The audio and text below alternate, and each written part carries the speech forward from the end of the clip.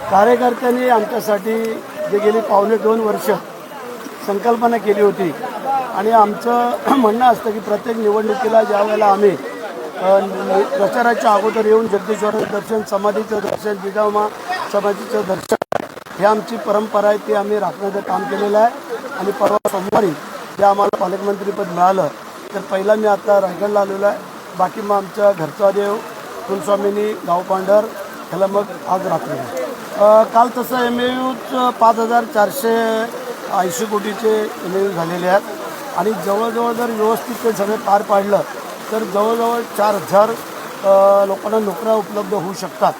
आणि चांगली बाब आहे, जास्तीत जास्त रायगडमध्ये उद्योगपती येऊ घातलेले आहेत, त्यांची येण्याची संकल्पना आहे।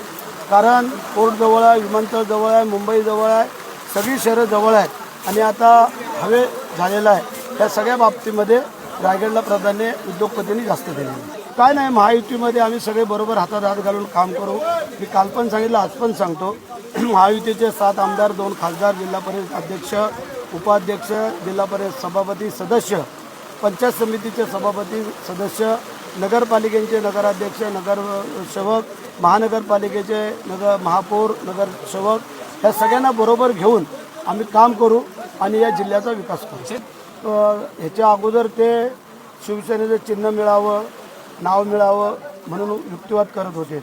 आता चिन्ह गोठवण्याची त्यांच्यावर वेळ येत असेल, ह्याचा अर्थ ते चिन्ह काय त्यांना मिळणार नाही। हे चिन्ह एकनाथ शिंदे साहेबांनाच राहील, आम्हाला राहील असं आम्हाला हो दिलं।